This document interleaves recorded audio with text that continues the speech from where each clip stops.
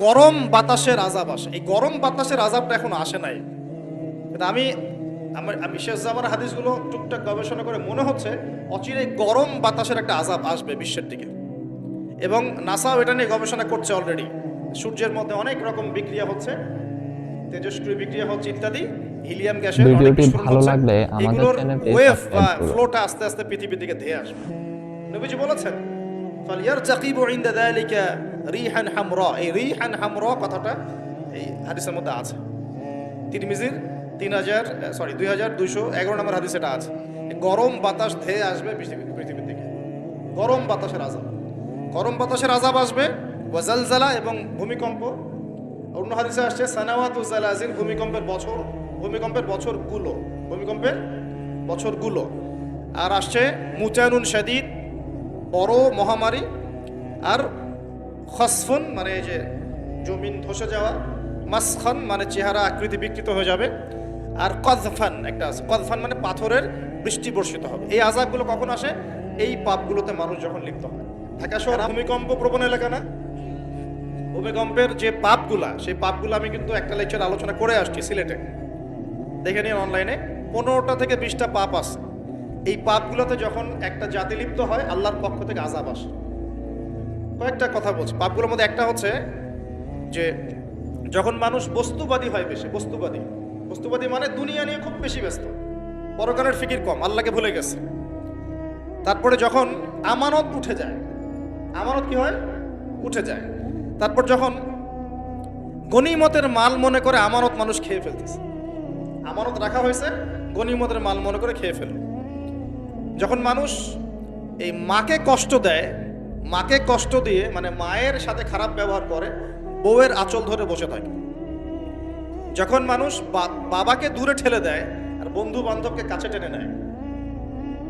তারপরে আছে যখন গান বাজনা বাদ্যযন্ত্র বেশি হয়, মানুষের কানের কাছে যখন বাদ্যযন্ত্র বাজতে থাকে, মানে হেডফোন দিয়ে গান শুনছেন, এখন কানের কাছে বাদ্যযন্ত্র বাজছে। তারপর যখন মানুষ মাদকদ্রব্য বেশি সেবন করা শুরু করে, যখন জেনা বেশি বেড়ে যায়, অশ্লীলতা বেশি বেড়ে যায়, ব্যভিচার বেড়ে যায়, এই পাপগুলো যখন বেড়ে যায় এবং গায়িকা নর্তকীর যে সংখ্যা বেড়ে যায়, প্রতিটা কথা আরবি দিয়ে বলা আছে, আমি বলতে গেলে টাইম যেত, আমি শর্ট করে বললাম। এই কাজগুলো যখন একটা সমাজের মধ্যে বেশি হয়, তখন ওই জায়গায় আল্লাহর পক্ষ থেকে 2টা মারাত্মক মানে আযাব আসে। তার মধ্যে একটা হচ্ছে মহামারী, আর একটা হচ্ছে এই ভূমিকম্প। ভূমিকম্পের সাথে চলে আসে ভূমি ধস, মানে ভূমি ধসে যায় এবং চেহারার আকৃতি পরিবর্তন হয়। আর একটা কি, হ্যাঁ, গরম বাতাসের আযাব আসে। এই গরম বাতাসের আযাবটা এখনো আসে নাই। কিন্তু আমি শেষ জামানার হাদিসগুলো টুকটাক গবেষণা করে মনে হচ্ছে অচিরে গরম বাতাসের একটা আযাব আসবে বিশ্বের দিকে। এবং নাসাও এটা নিয়ে গবেষণা করছে অলরেডি। সূর্যের মধ্যে অনেক রকম বিক্রিয়া হচ্ছে, তেজস্ক্রিয় বিক্রিয়া হচ্ছে ইত্যাদি, হিলিয়াম গ্যাসের অনেক বিস্ফোরণ হচ্ছে। এগুলোর ওয়েভ বা ফ্লোটা আস্তে আস্তে পৃথিবীর দিকে ধেয়ে আসবে। নবীজি বলেছেন ফালিয়ারতাকিবু ইনদা যালিকা রিহান হামরা। এই রিহান হামরা কথাটা এই হাদিসের মধ্যে আছে। তিরমিজির 2211 নম্বর হাদিস এটা আছে। গরম বাতাস ধেয়ে আসবে পৃথিবীর দিকে। গরম বাতাসের আযাব আসবে। ওয়াজালজালা এবং ভূমিকম্প। অন্য হাদিসে আসছে সানাওয়াতু জালাজিল, ভূমিকম্পের বছরগুলো। আর আসছে মুতানুন শাদীদ, বড় মহামারী। আর খসফুন মানে এই যে জমিন ধসে যাওয়া, মাসখান মানে চেহারা আকৃতি বিকৃত হয়ে যাবে। আর কযফান একটা আছে, কযফান মানে পাথরের বৃষ্টি বর্ষিত হবে। এই আযাবগুলো কখন আসে? এই পাপগুলোতে মানুষ যখন লিপ্ত হয়। আর আমাকে বলেন দেখি, এই পাপগুলোতে আমরা কম বেশি লিপ্ত আছি কি নাই? বড় বড় বস্তুবাদী শহরগুলোতে এই পাপগুলো বেশি না? এখানে মানুষ ওই হাদিসের উপর আমল করছে। এখন কোন হাদিস? নবী সাল্লাল্লাহু আলাইহি ওয়াসাল্লামের ইন্তেকালের 80 থেকে 85 দিন আগে একটা হাদিস তিনি বলে গেছেন, একদম শেষের দিকে, জীবনের শেষের দিকে। ওই হাদিসটাকে বলে হাদিসে জিবরিল। কি বলে? নবীজিকে জিবরাইল আলাইহিস সালাম মানুষের রূপ ধরে এসে জিজ্ঞাসা করেছিলেন যে কিয়ামত কবে হবে। নবীজিকে জিবরাইল আলাইহিস সালাম মানুষের রূপ ধরে সবার সামনে জনসমক্ষে এসে জিজ্ঞাসা করেছেন কিয়ামত কবে হবে। নবীজি বলছেন মাত্র 2টো আলামত বলেছেন। কয়টা ভাই?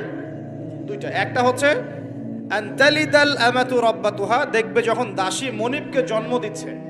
দাসী মনিবকে জন্ম দিচ্ছে মানে কি, সমাজের ন্যায় অন্যায়, হক বাতিল, হালাল হারাম, এই যে মানদণ্ড সব উল্টে যাবে। হালাল হবে হারাম, হারাম হবে হালাল, ন্যায় হবে অন্যায়, অন্যায় হবে ন্যায়, হক হবে বাতিল, বাতিল হবে হক, জায়েজ না জায়েজ, না জায়েজ জায়েজ। হ্যাঁ, মানুষ এই মানদণ্ড চেঞ্জ করে না এখন, বুঝতে পারছেন না মনে হয়? এখন সমাজে সত্য মিথ্যা, ন্যায় অন্যায়ের মানদণ্ড কি কোরআন সুন্নাহ এখনো টিকে আছে? এখন মানুষ নিজে যেটা ন্যায় মনে করে সেটাই ন্যায়, নিজে যেটাকে অন্যায় মনে করে সেটা অন্যায়, নিজে যেটাকে ভালো মনে করে সেটা ভালো, নিজে যেটাকে খারাপ মনে করে সেটা খারাপ। আল্লাহ যেটাকে হালাল করে দিয়েছেন মানুষ হারাম করে নিচ্ছে, আল্লাহ হারাম করে দিয়েছেন মানুষকে হালাল করে নিচ্ছে। হচ্ছে কি না এগুলা? তো এই যুগ চলে আসে নাই যে দাসী মনিবকে জন্ম দিচ্ছে না? মানে মানদণ্ড উল্টে গেছে। আমার কথা কি বুঝতে পারেন? মানদণ্ড উল্টে গেছে, জিনিস ভালো মন্দের, ন্যায় অন্যায়, হক বাতিলের মানদণ্ড উল্টে গেছে। বলেন তো, সত্য মিথ্যার মানদণ্ড কি? আমার বুদ্ধি না আল্লাহর ওহী? কোনটা? সত্য মিথ্যা, ন্যায় অন্যায়, হক বাতিলের চূড়ান্ত মানদণ্ড কি? আমার বুদ্ধি নাকি আল্লাহ পাকের কোরআন সুন্নাহ? কোনটা? কিন্তু সমাজে কি সেটাই বাস্তবায়িত আছে 100%? 50%ও কি আছে? তো এই সমস্যাটা কি চলছে কিনা, তার মানে কি আমাদের এই বড় আলামতটা আমরা দেখছি কিনা? দেখছি। গেল 2 নাম্বার। 2 নাম্বারটা নবী বলছেন ওয়া আনতারাল হুফাতাল উরাতাল আলাতা রিয়া আশাই ইয়াতাতাওয়ালুনা ফিল বুনিয়ান। নবীজি বলছেন যখন দেখা যাবে সমাজের সবচেয়ে দরিদ্র শ্রেণীর মানুষ, স্যান্ডেল কেনার টাকা ছিল না, কাপড় পরার টাকা ছিল না, এই শ্রেণীর মানুষ, রাখাল মানে গরু ছাগল চড়াতো, এই শ্রেণীর মানুষ উঁচু উঁচু অট্টালিকা নির্মাণের প্রতিযোগিতা করবে। ভালো করে বোঝেন, নবীজি বলছেন না ধনীরা, সমাজের ধনীরা অট্টালিকা নির্মাণের প্রতিযোগিতা করবে, নবীজি এই কথা বলছেন না হাদিসে। নবীজি বলছেন সবচেয়ে দরিদ্র শ্রেণীর মানুষ, রাখাল শ্রেণীর মানুষ, স্যান্ডেল নাই, গায়ে জামা নাই, এরা উঁচু উঁচু অট্টালিকা নির্মাণের প্রতিযোগিতা করবে। করছে কিনা? কিভাবে সম্ভব? এই শ্রেণীর মানুষের অট্টালিকা নির্মাণ না, নির্মাণের কম্পিটিশন করা কিভাবে সম্ভব? 1, সুদের মধ্য দিয়ে, 2, করাপশন দুর্নীতির মধ্য দিয়ে, 3, অন্যের সম্পদ আত্মসাৎ করার মধ্য দিয়ে। এই সমস্যাগুলো চলছে কিনা সমাজে? এরাই যখন 10-20 তলা বিল্ডিং উঠাবে তখন তো আর মানুষকে মানুষই মনে করবে না। বুঝতে পারছেন না? এদের তো কোনো পড়াশোনা নাই, কোনো ব্যক্তিত্ব নাই, কোনো দিনই এলেম নাই, রুচিবোধ নাই, কালচার না, সামাজিক না, এর তো মানে অসামাজিক। এরা যখন, এদের হাতে যখন আপনি সম্পদ চলে যাবে, এরা তো সাধারণ মানুষকে মানুষই মনে করবে, গরিব মানুষকে এরা কিছুই মনে করবে না, ও মনে করবে আমি সব কিছু। আমরা দেখেছি যার একটা বাড়ি আছে ঢাকায়, ও মানুষকে মানুষই মনে করে না, মানুষকে মানুষই মনে করে না, যে মনে করে আমি শহরের মালিক। হ্যাঁ, কি একটা অবস্থা মানুষের মধ্যে, যে কি অহংকার, কি আত্ম অহংকার, এই দালান কোঠার যে অহংকার। এই সমস্যাগুলো হলে আল্লাহ ভূমিকম্পতে ধসায় দিবেন না? দেখেন নাই কয়দিন আগে কি হলো? গতকালকে যে কোটিপতি ছিল তার পরের দিন রুটি নিয়ে দাঁড়ায় আছে, গতকালকে আইসক্রিম বিক্রি করেছে নাচানাচি করে, তার পরের দিন বসে আছে, কিচ্ছু নাই। আল্লাহ পাক এই পাপগুলা দেখে সবর করেছেন, ধৈর্য ধরেছেন, ধৈর্য ধরে এক সময় যখন আল্লাহ পাকের আযাব চলে আসছে একবারে সব সমূল উৎপাদিত করে দিয়েছে। আমরা তো কারো দুঃখে খুশি না, বরং এগুলো সারা দুনিয়ার মুসলমানদের জন্য শিক্ষা। সারা দুনিয়ার মুসলমান যে যেখানে আছি আমাদের সবার জন্য এটা শিক্ষা। এই পাপগুলোতে আমরা লিপ্ত হই, আল্লাহ পাক ছাড় দিলেও ছাড়বেন না। আল্লাহ পাক ছাড় দিবেন কিন্তু ছাড়বেন না। মানুষের মধ্যে এখন সম্পদের যে অহমিকা, গরিব মানুষকে মানুষই মনে করে না, খেটে খাওয়া মানুষকে মানুষই মনে করে না, রিক্সাওয়ালা যারা নিম্নবিত্ত, নিম্ন মধ্যবিত্ত, চা বিক্রি করে, পানের দোকান করে, হালাল খায়, কৃষক, এই মানুষগুলোকে এখন বড় লোকরা মানুষই মনে করে না। যাকাত তো দেয়ই না, যাকাত তো তার উপরে ছিল ফরজ, ওই যাকাত তো দেয়ই না যে এই খাবার তার কাছে পৌঁছাবে। উল্টা কিভাবে তাদের সম্পদ লুটে পুটে খাওয়া দেয় সেই বুদ্ধি। এবার দিলেও যে কত শর্ত, বাপরে বাপ। তো কিছুটা মনের কষ্ট থেকে বললাম কথাগুলো আর কি, যে আসলে আপনি যখন কোরআন এবং সুন্নাহর জ্ঞানী হবেন না, তখন অন্যকে সম্মান দিতে পারবেন না। আমরা বড় বড় স্লোগান দিই যে অমুক অমুকের সেবক, অমুক অমুকের সেবক। আসলে সেবা সত্যিকার অর্থে করছি? আল্লাহ পাক তার রাসূলের মাধ্যমে জানিয়েছেন, এই হাদিসটা একটু শোনেন তারপর সামনে যাই। আল্লাহ পাক তার রাসূলের মাধ্যমে আমাদেরকে জানিয়েছেন, শোনো, আলা কুল্লুকুম রাইন, তোমাদের প্রত্যেকে হচ্ছে দায়িত্বশীল। তোমাদের প্রত্যেকেই দায়িত্বশীল। কেউ পরিবারের দায়িত্বশীল, কেউ ব্যবসা প্রতিষ্ঠানের দায়িত্বশীল, কেউ তোমার চাকরির প্রতিষ্ঠানের দায়িত্বশীল, কেউ সামাজিক দায়িত্বে আছো, কেউ প্রশাসনে, কেউ পররাষ্ট্র ইত্যাদি। তোমাদের প্রত্যেকেই দায়িত্বশীল। কুল্লুকুম রাইন ওয়া কুল্লুকুম মাসউলুন আন রাইয়াতি, এবং তোমাদের প্রত্যেককে যার যার দায়িত্ব সম্পর্কে আল্লাহ কিয়ামতের মাঠে জিজ্ঞাসা করবে। আমরা কি উত্তর দেওয়ার জন্য প্রস্তুত আছি ভাই? সবার আগে আমি দেখি, আমি আমার উপর দায়িত্বশীল না? মনে করেন আমি বা আমাদের মতো যারা আছেন, যারা দায়ী ইলাল্লাহ, আলেম ওলামা, যারা উম্মার জন্য ভালো চিন্তা করেন, জনগণকে পথ দেখানোর চেষ্টা করেন, তাদের উপর সবচেয়ে বড় আমানত হচ্ছে কোরআন এবং হাদিস। তাদের উপর সবচেয়ে বড় আমানতটা কি? কোরআন এবং সুন্নাহ। এই জ্ঞানটাকে সত্যটাকে স্পষ্ট করে দেওয়া, এটার আলোকে সত্য মিথ্যাকে স্পষ্ট করে দেয়া। কতজন মানুষ এই কাজটা করতেছে? কেউ হিকমার দোহাই পেরে সত্য মিথ্যা স্পষ্ট করে না, কেউ চাকরি চলে যাবে এই ভয়ে সত্য কথা বলে না, কেউ আমার এই হবে সেই হবে কত কিছু চিন্তা করে সত্যের সাথে মিথ্যা তালগোল পাকায় সময় পার করতেছে। ওয়াজ মাহফিল বাংলাদেশের দিন প্রচারের একটা অন্যতম প্ল্যাটফর্ম। সারা দেশে মনে হয় প্রতিদিন 100-200 মাহফিল। ভিডিওটি ভালো লাগলে আমাদের চ্যানেলটি সাবস্ক্রাইব করুন। কিন্তু আপনি দেখবেন প্রচুর মাহফিল, অহেতুক গাল গল্প কেচ্ছা কাহিনী, টাইম নষ্ট করা। হয়তো একজন আয়োজন করেছে, ওদের টার্গেট আমি টাকা কালেকশন করব, আর বক্তাও এখানে সুযোগ নেবে, কালেকশনে এত % আমার, ঠিক আছে? তারপরে জনগণও আসবে, কেউ আসছে ভিডিও করতে, কেউ সেলফি উঠাইতে, কেউ এটা কেউ সেইটা, ওদিকে চানাচুর খাচ্ছে, ওদিকে মেলা লাগছে, এরকম দেখেন। এক একজন এক এক উদ্দেশ্য। আসলে উদ্দেশ্য কি আমার এখানে? উদ্দেশ্য হবে আমি আল্লাহর দ্বীনের সত্য কথাগুলো কোরআন সুন্নাহর মানদণ্ডে যাচাই বাছাই করে যুগোপযোগীভাবে জনগণের বুঝ অনুযায়ী তাদেরকে বুঝিয়ে দিয়ে আসবে। জনগণ কি করবে? অডিয়েন্স, তারা এখানে আসবে একটা নিয়াতে, আমরা কোরআন সুন্নাহ শুনবো, কোরআন সুন্নাহর কথাগুলোকে মেলাবো, যাচাই করব, যদি কোরআন সুন্নাহর সাথে মিলে যায় আমি গ্রহণ করবো। যদি বক্তার কথা কোরআন সুন্নাহর সাথে না মেলে আমি নিব না। আমি কেন? যত বড়ই বুজুর্গ বক্তা আসুক না কেন, আলেম আসুক না কেন, কোরআন সুন্নাহর সাথে যদি তাদের কথাগুলো মিলে না যায় সেই কথা কখনোই আপনি গ্রহণ করবেন না। করবেন? কখনো কখনো কেউ অজ্ঞতাবশত এমন কথা বলতে পারে যেটা কোরআন সুন্নাহয় নাই। এটা যদি অজ্ঞতাবশত হয় তাহলে সে জ্ঞান অর্জন করলে আপনাকে শুধরে দিবে ইনশাআল্লাহ। আর যদি কেউ ইচ্ছা করে এগুলো করে তাহলে আপনার উপর দায়িত্ব হচ্ছে কোরআন সুন্নাহর মানদণ্ডে যাচাই করে তার কথা গ্রহণ করা। এই কাজটাই বা কয়জন করে? শ্রোতাদের মধ্যে অনেকে আসছি বক্তাকে একবার দেখবো চলে যাবো, কেউ আসছে সেলফি উঠা, কেউ মোবাইলে ছবি তুলবে, কেউ ভিডিও করবে। প্রতিটা কাজের উদ্দেশ্য কি?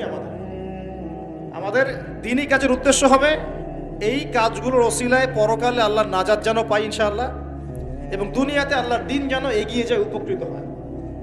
রিজিক, টাকা পয়সা, উন্নয়ন সবকিছু আল্লাহ পাকে দিবে ইনশাআল্লাহ। আল্লাহ দিবেন না? ইসলামপন্থীদের হাতেই সবচেয়ে বেশি রিজিক থাকবে ইনশাআল্লাহ।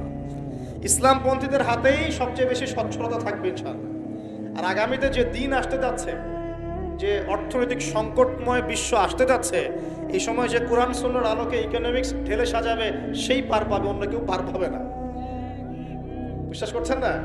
দেখে নিয়ে যাকাত যদি এখনো চালু না হয় তাহলে গরিব মানুষের পেটে এবার লাথি মারা হবে সামনে। দেখে নিয়ে যাকাত চালু করতে হবে। খালি কোটি কোটি টাকা প্রতি মাসে মাসে কামাই করব, যাকাত দিব না, এটা বাদ দিয়ে দেন। যাকাত যে দিবে না সেও বিপদে পড়বে, যাকাত যাকে দেয়া হবে না তারও অর্থনৈতিক মন্দা শুরু হয়ে যাবে। যাকাত আল্লাহ পাক দিয়েছেন কোরআনের অর্থনীতি মানে যাকাত, কোরআনের অর্থনীতি মানে ব্যবসা, কোরআনের অর্থনীতি মানে সাদাকা, কোরআনের অর্থনীতি মানে কৃষিভিত্তিক অর্থনীতি। এই পুরো বিষয়গুলোর মধ্যে সারা বিশ্বের অর্থনীতি পড়ে যায়। কিন্তু এখন আমরা এগুলো সব না হলেও অনেকগুলো অংশ সরিয়ে দিয়ে সুদ চালু করে এটা দিয়ে খাচ্ছি আর কি। সুদের পরিণাম ধ্বংস হবেই হবে, আজ হোক আর কাল হোক সুদ ধ্বংস হবেই হবে। সারা দুনিয়া এখন দেখছে যে সুদ কিভাবে ধ্বংস হয়।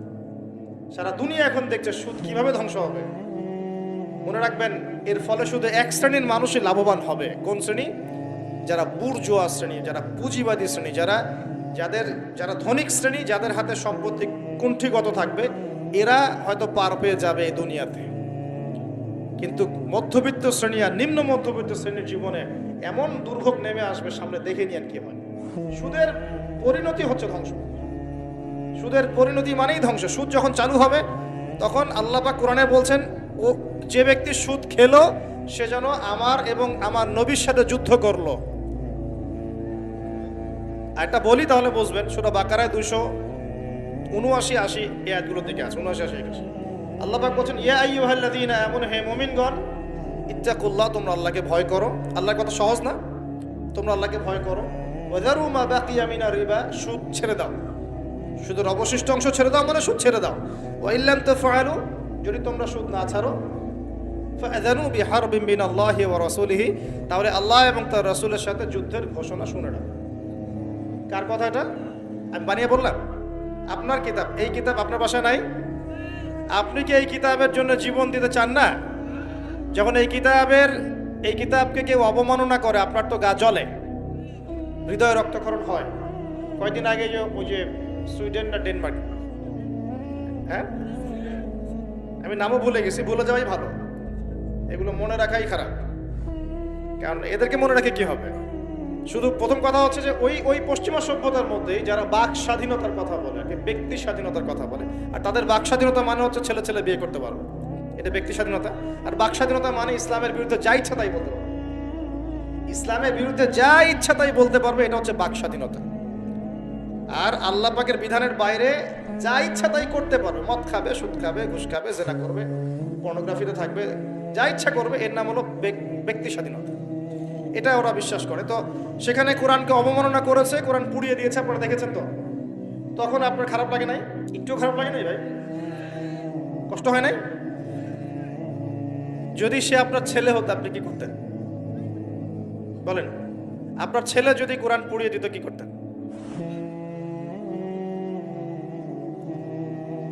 এখন আমাকে বলেন, ওই কোরআনেই আছে সুদ খাওয়া মানে আল্লাহ এবং তার রাসূলের সাথে যুদ্ধ করা। আমি আর আপনি যে মানছি না, এখন আমাদের কি হবে বলেন? সে তো অমুসলিম, কোরআনে কি আছে জানেই না বেচারা। কোরআনের প্রতি অনেক ক্ষোভ, কারণ কোরআন ওদের সমস্ত জাহিলিয়াত অন্যায়ের বিরুদ্ধে কথা বলে। এই জন্য কোরআনকে পুরা দিতে চায় এবং নবীকেও গালিগালাজ করে, তাই না? ইসলামের বিরুদ্ধে দাঁড়া যায়, ইসলামের বিরুদ্ধে ওরা চেষ্টা চালায়, কারণ ওরা জানে না ইসলাম কি, ওরা বোঝে না কোরআন কি, ওরা বোঝে না মুহাম্মদ সাল্লাল্লাহু আলাইহি ওয়াসাল্লাম কে, তিনি কেমন আদর্শ, কেমন মানুষ, তিনি যে পুরো বিশ্বের জন্য রহমত, ওরা তো জানেই না, বোঝেই না। আমরা জানি না। এখন আমরা যে জানি, কিন্তু আমরা যে কোরআন পড়তে জানি না। আমরা তো জানি, কিন্তু আমরা তারপরেও যে কোরআন তেলাওয়াত করতে পারি না, জানার পরেও যে কোরআনের অর্থ কোনোদিন পড়ে দেখলাম না। আরে কত বছর তো অর্থ পড়তে বলেছিলাম যে অর্থগুলো একটু পড়ে দেখেন, বাপরে বাপ, যে ধোয়াটা ধুইলো আমাকে, আমি একদম পরিষ্কার হয়ে গেছি, এমন ধোয়া ধুইতেছে। কোরআনের অর্থ পড়ার দরকার নাই। আমি কি বলেছিলাম যে কোরআন তেলাওয়াত করলে কোনো নেকি হবে না? কোরআন তেলাওয়াত করলে কোনো নেকি হবে না, এই কথা বলেছিলাম না? বলেছিলাম যে কোরআন তেলাওয়াত শুধু তেলাওয়াত করে গেলে আপনি ভিতরের হকটা আদায় করতে পারবেন না। কোনটা বলেছে? কোরআনে আপনি সূরা ফাতিহা পড়লেন, কিন্তু সূরা ফাতিহার অর্থ আপনি বুঝলেন না। আপনি কি সূরা ফাতিহার মধ্যে আল্লাহ যা বলেছেন তা কি বুঝতে পারলেন? এই যে আয়াত একটা তেলাওয়াত করলাম, আপনি পড়তে পারলেন, ইয়া আইয়ুহাল্লাযীনা আমানু তাকুল্লাহা ওয়া যারু মা বাকিয়া মিনার রিবা ইন কুনতুম মুমিনিন ওয়া ইল্লাম তাফআলু ফাআযানু বিহারবিন মিনাল্লাহি ওয়া রাসূলিহি। আপনি কি কিছু বুঝলেন? তেলাওয়াত তো করলেন, প্রত্যেক হরফে 10 নেকি হলো, আপনার আমলনামায় প্রত্যেক হরফে 10 নেকি হলো, ঠিক আছে, বুঝলাম, মানলাম, কিন্তু এই আয়াত যে আপনি বুঝতে পারলেন না। এটা এখন আমি যদি বলে দেই আয়াতের অর্থটা এমন, হে মুমিনগণ আল্লাহকে ভয় করো, সুদ ছেড়ে দাও, যদি না ছাড়ো আল্লাহ এবং তার রাসূলের সাথে যুদ্ধের ঘোষণা শুনে রাখো। এবার কি কিছু বুঝতে পারলেন? বুঝতে পারেন নাই? তাহলে অর্থের দরকার নাই ভাই। আর কত সহজ করে বলবো বলেন তো ভাই? আর কত সহজ করে বুঝবো? আমি যে এখন মুসলিম পরিবারে জন্ম নিয়েও যে আমি কোরআন তেলাওয়াত করতে পারছি না, অর্থটা পড়ে দেখছি না, নবীর হাদিসগুলো পড়ছি না, কোরআন রেগুলার একটু তেলাওয়াত করি না, কোরআনের একটু দাওয়াত মানুষকে দেই না, কোরআনের কাজে সাহায্য করছি না, এগুলো কি আমার অপরাধ হচ্ছে না? কে বড় অপরাধী তাহলে? তারা না আমরা? বলেন এবার, দ্বিতীয় ওয়াদাটা করতে পারি? প্রথম ওয়াদা করেছেন ভিডিওটি ভালো লাগলে আমাদের চ্যানেলটি সাবস্ক্রাইব করতে ভুলবেন না। আপনার কাছে কোন হুজুরের ওয়াজ সবচাইতে বেশি ভালো লাগে তা অবশ্যই কমেন্টে জানিয়ে যাবেন।